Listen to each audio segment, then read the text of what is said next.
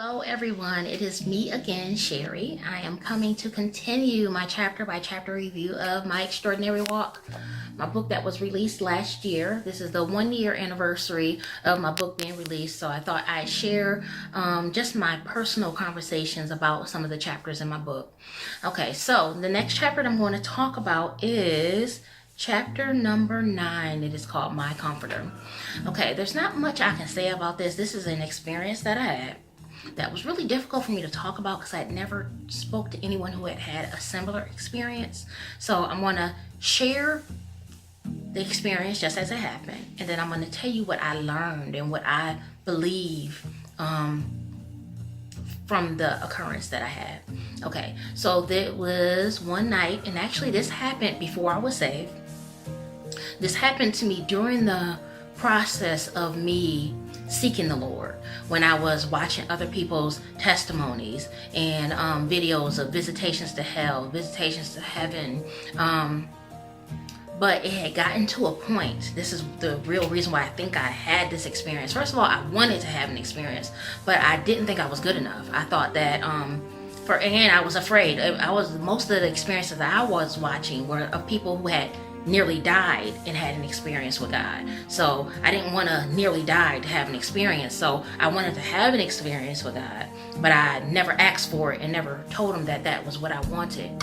But at the same time, I didn't think I was worthy. I got to a point where I really honestly, the more videos I watched at this point, the more I was convinced that the people in these stories were just loved more by God, that they just were good people, were better people than me, that they were special in some kind of way, that they were, I don't know, better than me. So, and I honestly believe that in each story, I just like, oh, they just must have had a good life. They must have just led a sinless life. You know, God loves them more. So that was my attitude at this point. So one night, me and my husband were in bed asleep, and I woke up in the middle of the night. I can't even tell you what time it was, maybe 2, 3 o'clock in the morning, and I'm laying in bed in the dark, and I'm just laying there with my eyes closed, couldn't go back to sleep. But as I'm laying there, now this is going to sound weird, but this is the best way that I can explain it. And things of spiritual nature can't really be explained fully because it's outside of what we know, outside of what we've experienced. But I'm going to tell you anyway. So laying there in the dark with my eyes closed, just laying there. And I felt like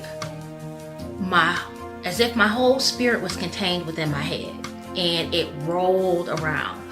So it was like I just rolled around. It was a smooth transition. It was just a turning around of my spirit. That's what I felt like. If I still would have been laying in the bed, I should have been face down. But as I turned around in my spirit, I was in a different place. I was in total blackness. I call this place the void because there was absolutely nothing in this place. And it took me a while to even realize, you know, you got your eyes closed, you're laying down, you're in the dark. Other than the turning, it just took me a while to realize that I was somewhere. It's not like I looked at myself. I was just in a place that had nothing in it. And then after a while of when I came to the realization that, whoa, I am in a place and there was nothing in this place, something drew my attention. I didn't feel anything, but something drew my attention up into the back. And when I looked up, I saw the light. It was a huge ball of perfect circular light. And it seemed like it was really, really, really far away from me. It was like a golden light, white and golden. Wasn't really yellow, but it was that's just the best that I can describe it. But the thing this is all amazing, but the thing that amazed me more was what I felt as I made eye contact with the light. As soon as I looked at the light, I felt a tugging. My entire spirit wanted the light, wanted to get to the light, but it was like I was grounded in one spot and I couldn't move. I could feel the pull It was the greatest. I don't think I've ever wanted anything so bad. My body wanted, everything of me wanted the light. It was like my mind at the same time, I'm trying to rationalize what in the world is going on. My body recognized it, but my mind didn't. It was just like, oh my God. But it was so intense, so overwhelming, that feeling, okay, not only the tug, but there's a feeling of extreme comfort. That's why I call this chapter my comforter. The comfort was like nothing I've ever felt before in my life. This is the best way that I can describe the comfort. Like if you have a newborn baby and that baby has been washed and been fed and wrapped in a blanket, held in its mother's arm.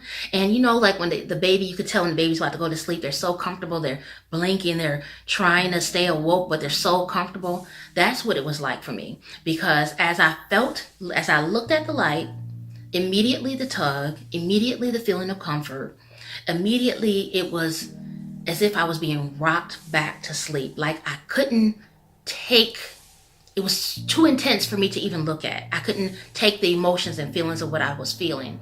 So it's like I looked away, but as I looked away, my eyes closed and I rolled back into myself and I'm laying in the bed.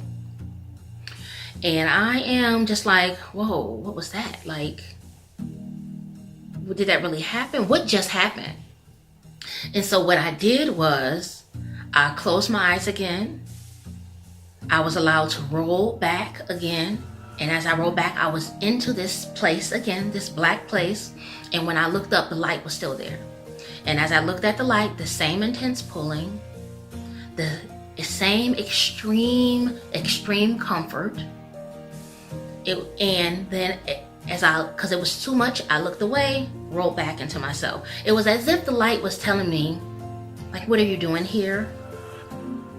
But it was as if the light, to me, really, after the fact. Okay, let me go back. I'm sorry. Before I go to after the fact.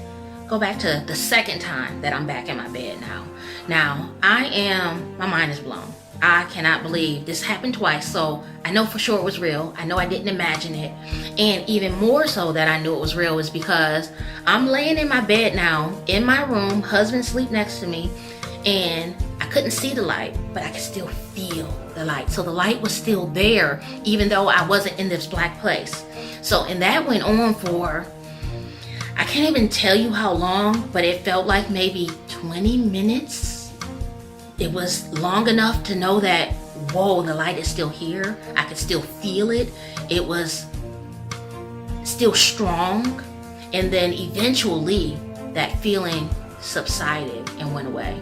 And the whole time, my mind is racing. I'm rambling over what I saw, why I saw. I believe that light was God. I believe that light, I felt like it was everything, just because the emotion of what I felt was, and I just only felt comfort, and I couldn't take that. And I'm sure the light had many more emotions, you know. I'm sure maybe peace, love, joy. I couldn't even take the comfort of what I was feeling. So I can't imagine love, peace, joy, whatever else the light had, or even if the light had spoke to me. I wish the light would have spoke to me. But I've never wanted, from that experience, I've never wanted anything more in my life. And it was a disheartening experience too, because here I am feeling like I'm in the presence of God, the presence of wherever the source is. I feel like I was in the presence of that source. And as much as I wanted the source, I couldn't take it. So that was hard for me to wrap my brain around, but I wasn't saved at the time. I don't know. But overall, that experience, part of it is disheartening, but at the same time, because of where I was in my life and what I was thinking, I felt like the light showed up to give me that experience, to tell me, to show me that I was loved, that nobody else meant more to him than me, that I know that we are all loved immensely, but he showed up for me, you know what I'm saying? So without even saying a word, changed my whole life. got me even more focused. I was already reading my Bible every day, praying every day, wasn't saved technically, hadn't received the Holy Spirit yet, but my life was changing. But this kicked me into high gear. I don't even know how I could have been in any more gear, but there was nothing going to turn me around. And actually nothing has turned me around. But so I can go on and on about this for forever, but that is my experience with the light and in the void.